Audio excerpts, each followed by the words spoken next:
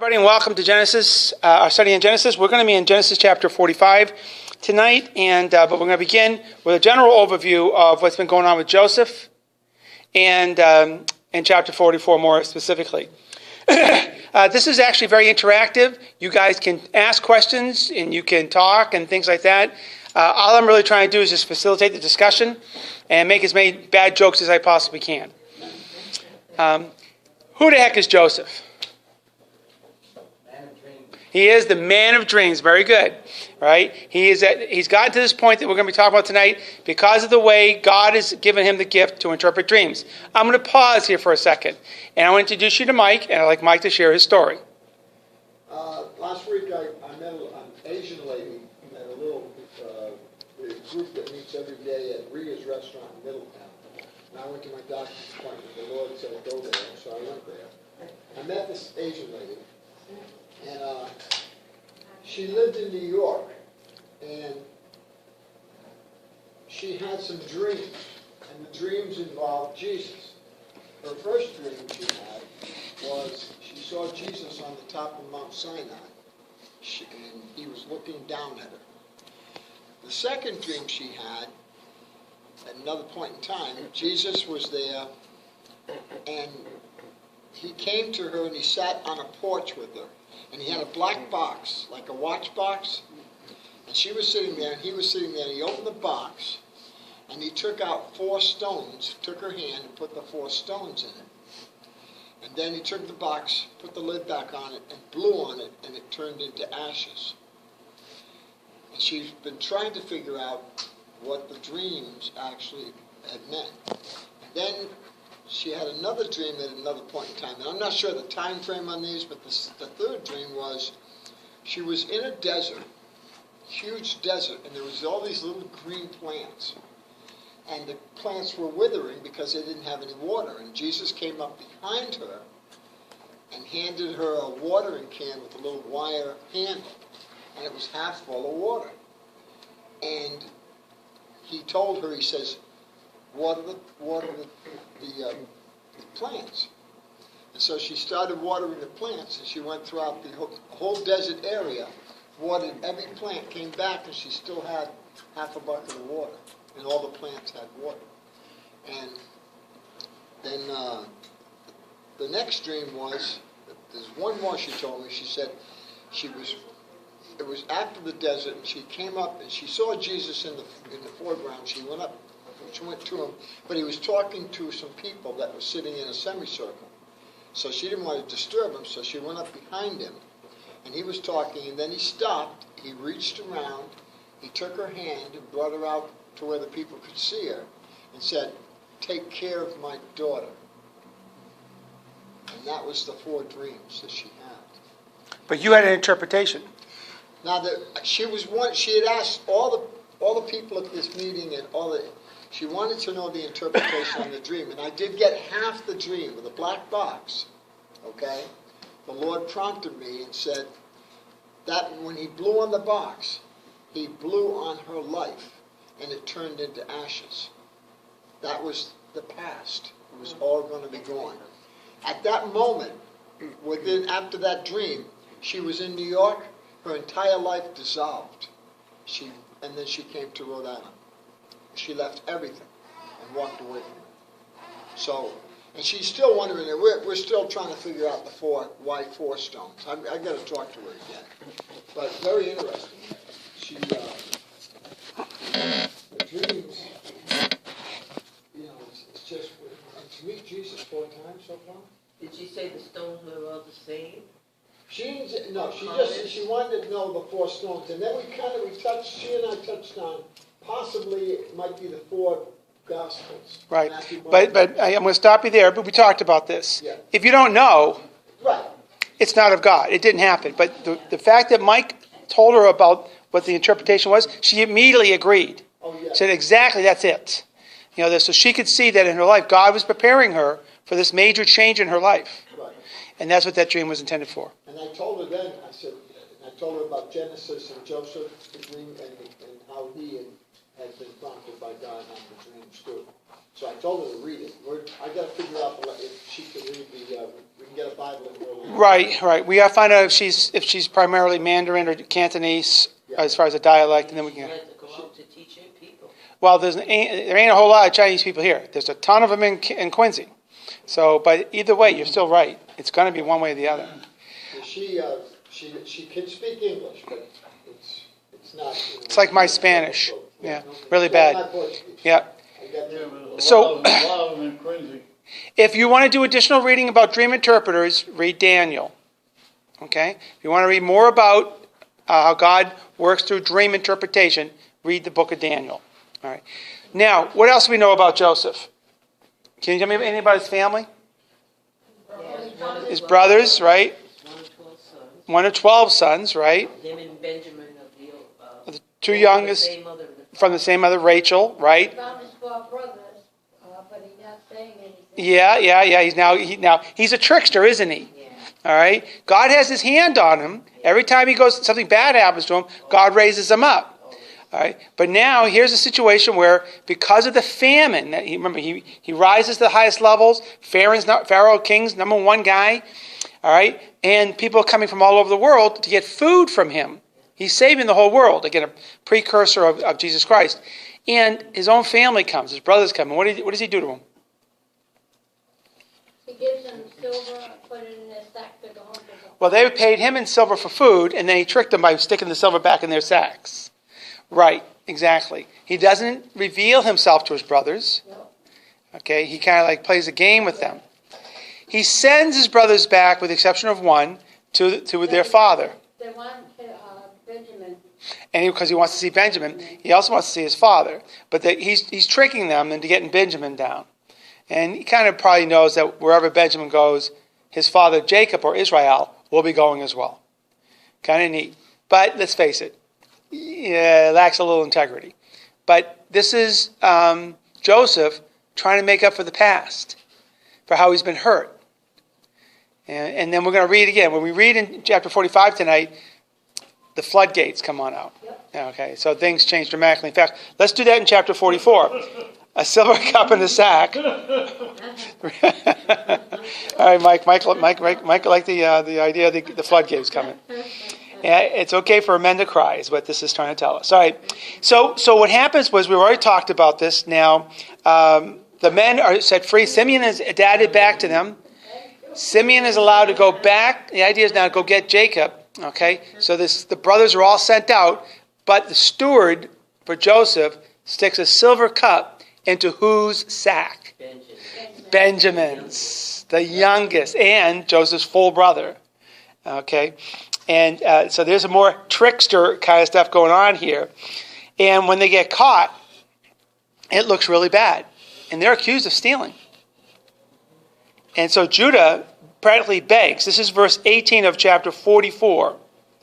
Then Judah went up to him, that being Joseph, said, "Please, my lord, let your servant speak a word to my lord. Do not be angry with your servant, though you are equal to Pharaoh himself." My lord asked his servants, "Do you have a father or brothers?" So he begins explaining again what everything's gone on.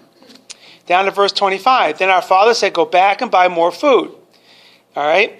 Down now to 27. Your servant, my father, said to us, "You know that my wife bore me 2 sons." Now he's pleading for his brother Benjamin. In their minds, is Joseph alive or dead? The brothers. Dead. So they know how important Benjamin is to them. Critical.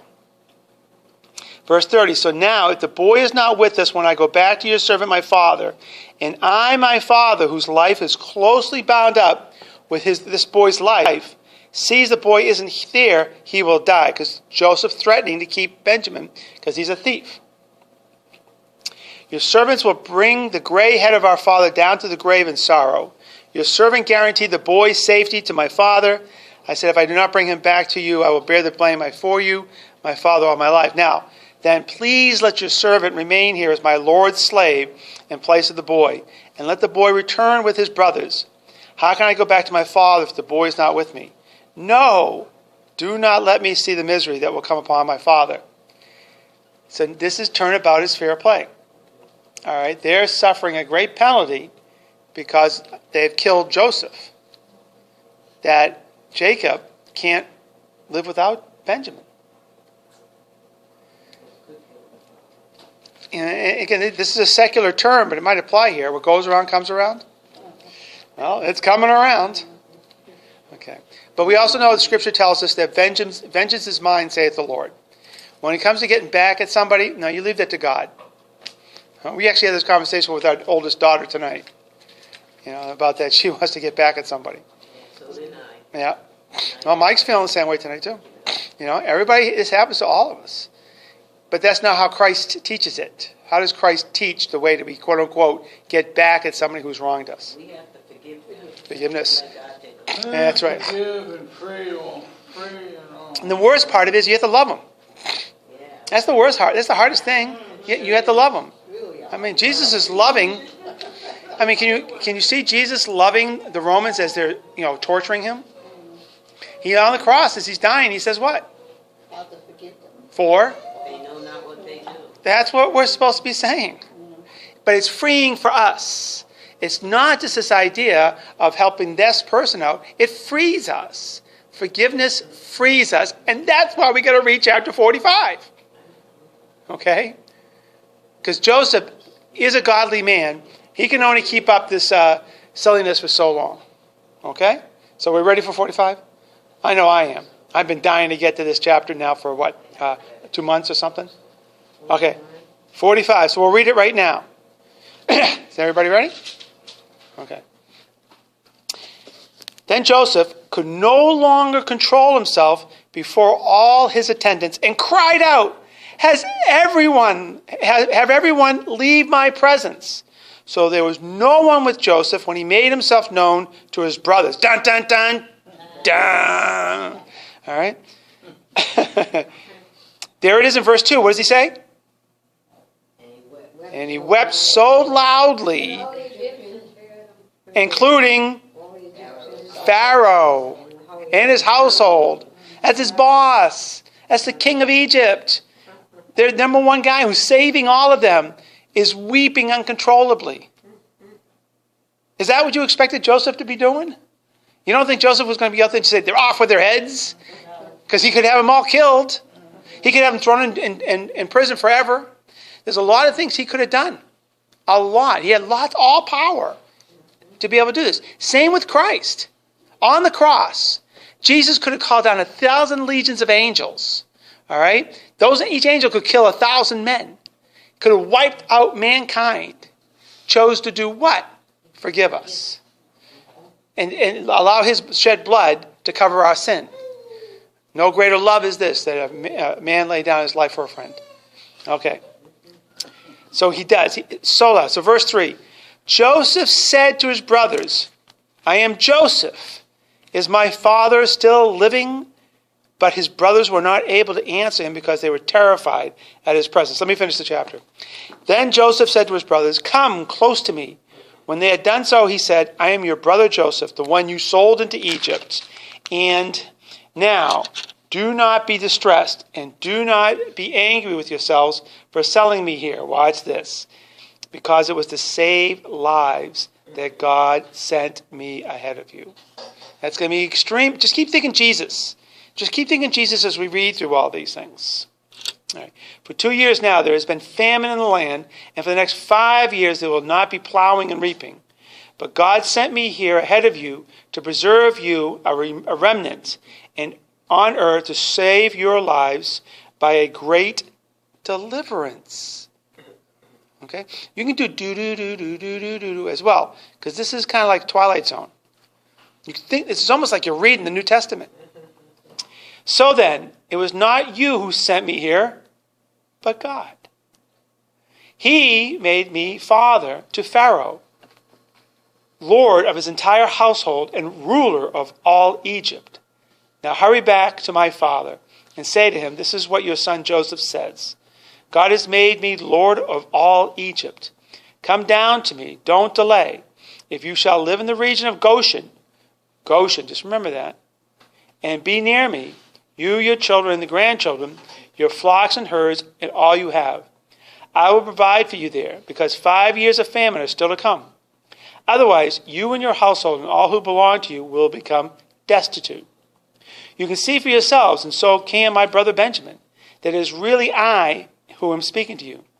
Tell my father about all the honor accorded me in Egypt, and about everything you have seen, and bring my father down here quickly."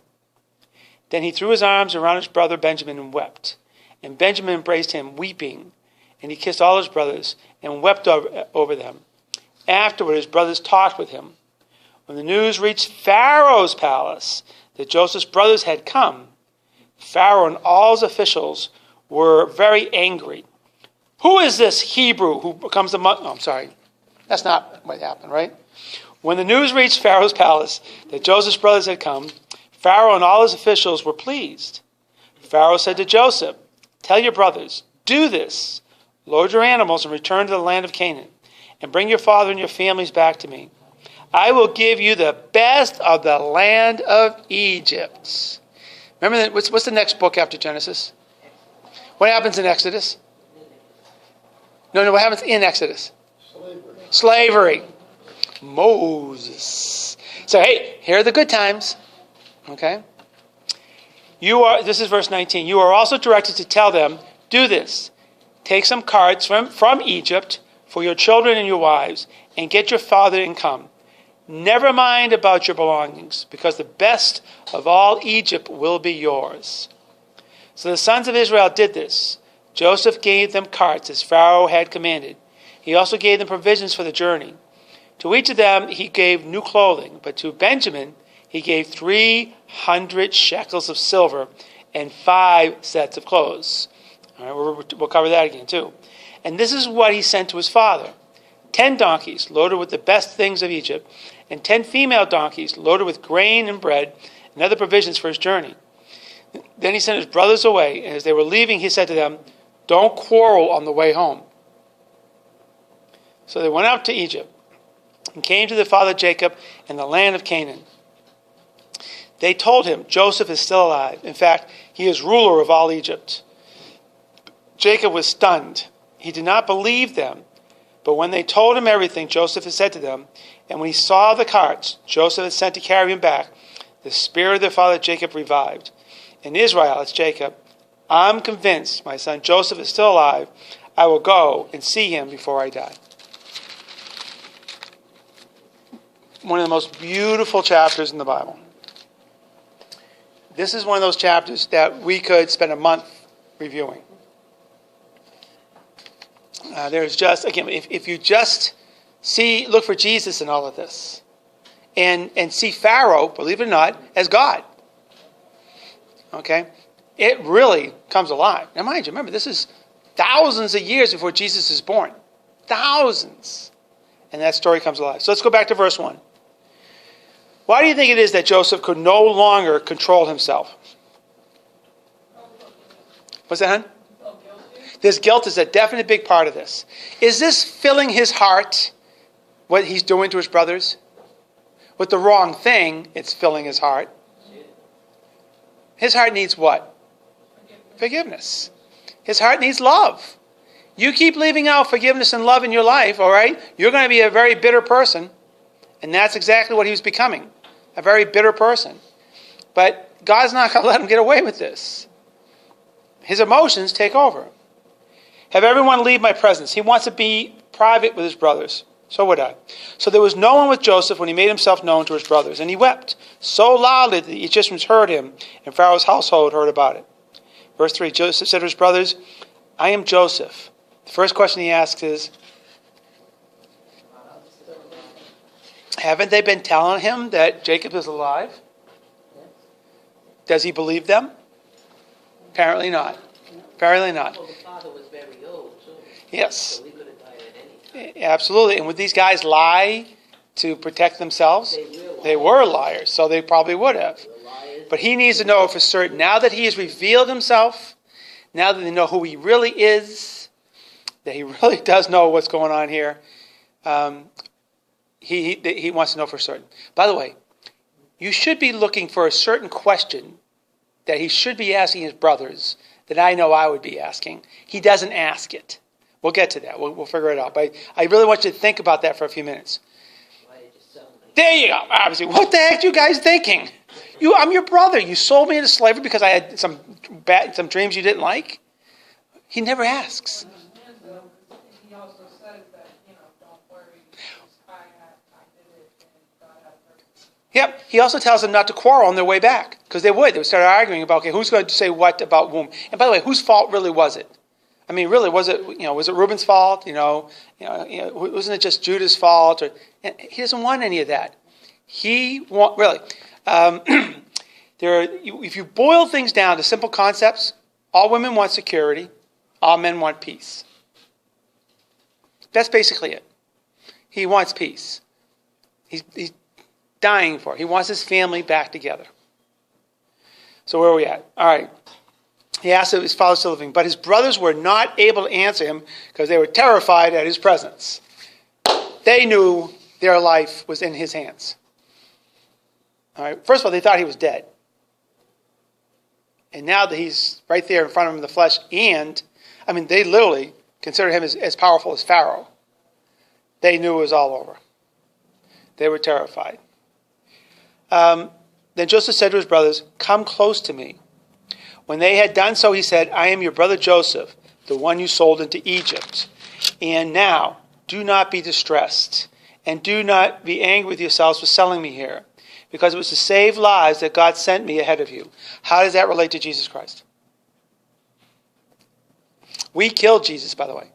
When you want to talk about, there's always been debate throughout history. The Romans killed him. The Jews killed him. What killed Jesus? They nailed him on the cross.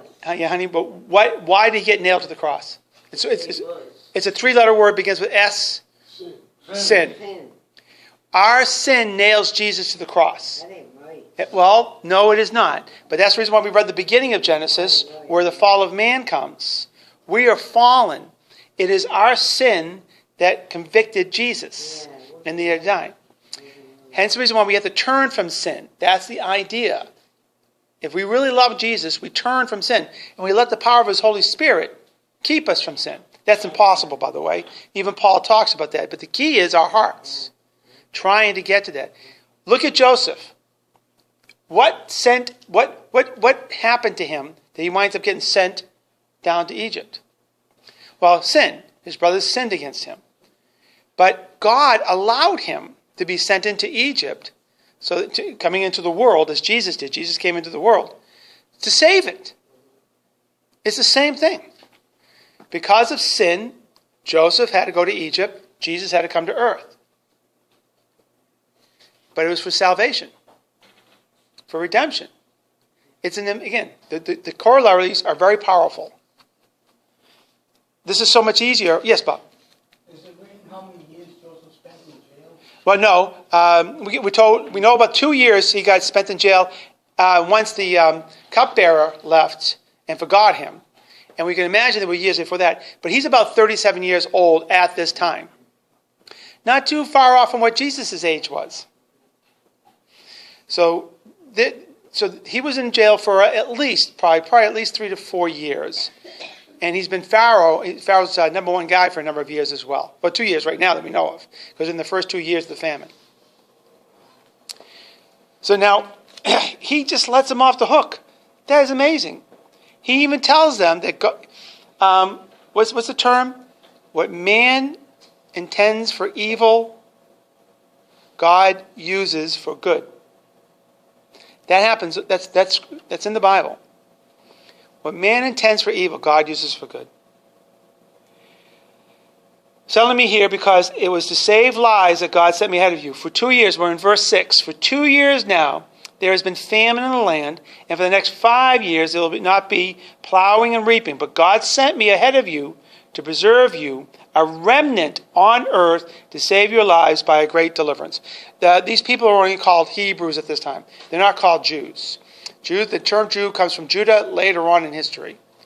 But Jesus and Paul talk about a remnant, all right, remaining on the earth to care for the rest of the earth, of Jewish believers, that we would be a remnant on this earth. So there it is in Genesis. We'll learn more about this in the New Testament. Verse 8, so then it was not you who sent me here, but God. He made me father to Pharaoh. Talking about raising a man up. Lord of his entire household and ruler of all Egypt. Now hurry back to my father and say to him, this is what your son Joseph says. God has made me Lord of all Egypt. Come down to me. Don't delay. You shall live in the region of Goshen. Now, what does that mean? Is that, especially those of us who studied Exodus, or remember the movie The Ten Commandments? What does Goshen mean?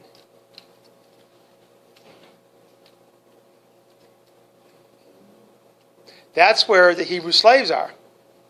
The Hebrew slaves in Exodus, in the movie The Ten Commandments, they're in Goshen. So they're starting out, and Goshen is the nicest place in Egypt. They start out there, all right, under Pharaoh's and Joseph's directions, and that's where they'll be found in Exodus as slaves. And we've talked about this a little bit more. In the beginning of Exodus, it says, then rose up a Pharaoh who had forgotten Joseph. So a number of pharaohs after Joseph's Pharaoh lived. They remember this great Hebrew man who saved all of Egypt. But eventually, more pharaohs are born, and they forget their history. And they enslave the Hebrew children. All right. And that sets us up for another precursor of Jesus Christ, and that being Moses. Okay. Let's go on down now. Verse 12. You can see for yourselves, and so can my brother Benjamin, that it is really I who am speaking to you. Tell my father about all the honor accorded to me in Egypt, and about everything you have seen, and bring my father down here quickly. I'm still looking for that part about going into prison. I'm looking for that part where he gets falsely accused of having sexual relationships with Potiphar's wife. I don't see it. He's not vindictive. He's had his vindictiveness done. All right? It's gone. He's not even harping on the heavy stuff that happened to him. Verse 14. Then he threw his arms around his brother Benjamin and wept. And Benjamin embraced him weeping. And he kissed all his brothers and wept over them after his brothers talked with him. When the news reached Pharaoh's palace that Joseph's brother had come, to me this speaks volumes to see how Pharaoh reacts. Because by the time we get to Exodus, Hebrews are really looked down upon. But look what this Pharaoh does. They were pleased. Verse 17, Pharaoh said to Joseph, tell your brothers, do this. Load your animals and return to the land of Canaan, and bring your father and your families back to me. I will give you the best of the land of Egypt. Yeah, no kidding, Joseph. You just saved all our lives. And you can enjoy the fat of the land. You're also directed to tell them, do this. Take some cards from Egypt for your children and your wives, and get your father and come. Never mind about your belongings, because the best of Egypt will be yours. In other words, leave everything up there. I'm going to give you things that are significantly better. Verse 21, so the sons of Israel did this. Joseph gave them carts as Pharaoh had commanded, and he also gave them provisions for their journey. To each of them he gave new clothing, but to Benjamin he gave 300 shekels of silver. Boy, Benjamin keeps getting all the silver. Yeah, huh? Shekels of silver and 5 sets of clothes. Remember, he got the greater portions also at the dinner banquet. He got all that extra stuff too. So you can see that what Joseph and Pharaoh are trying to do is make up for Benjamin's loss as best they can.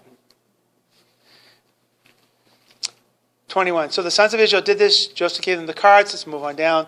All right, verse 24. Then he sent his brothers away, and as they were leaving, he said to them, don't quarrel on the way. The past is the past. It's buried. Do away with it. It's like Mike's interpretation of the ladies blowing the dust out of the box. It's over. All right?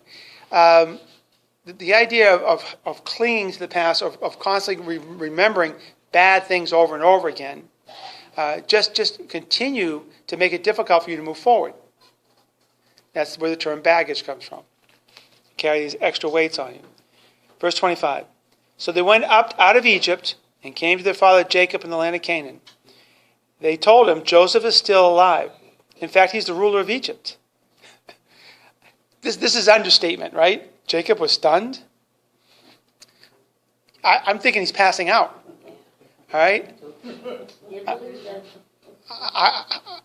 What? You guys, wait a minute. You guys You guys brought me his coat covered in blood and told us some story, and I believed all along that my son is dead. Now, not only is he alive, he's number one to Pharaoh.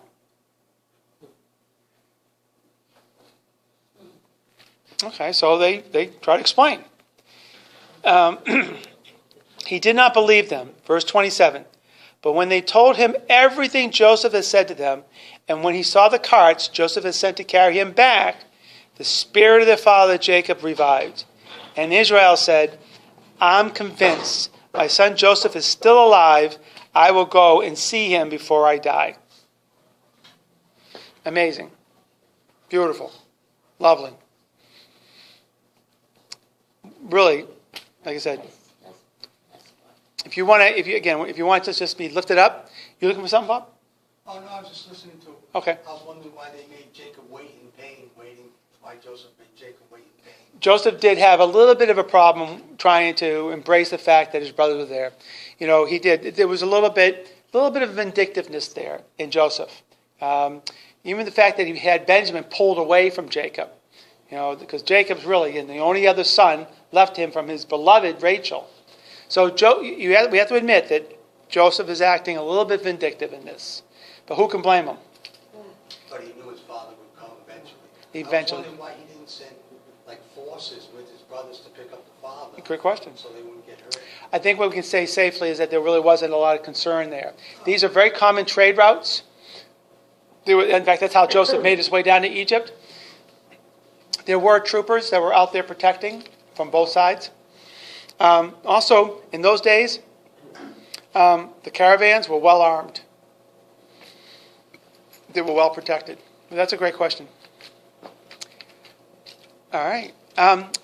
This is a great chapter just to read, just when you're feeling down. When you're struggling with anger, this is a great chapter to read. Something absolutely amazingly beautiful is happening in it. People are literally celebrating this reunion.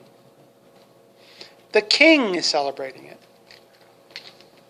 People are, because of this. Hey, we will talk a lot about this, about the trials and tribulations that go on in your lives. Sometimes are meant just to bring you closer to God. My wife has a favorite writer who is restricted to bed for her life. 25 years. Her name? Right? Carmichael. Amy Carmichael. And Amy Carmichael wound up writing some of the most beautiful Christian literature ever known. And she knew the reason why she was being restricted to bed is so that she could focus on these things. So when those events happen in her life, now I don't know about Sharon's accident.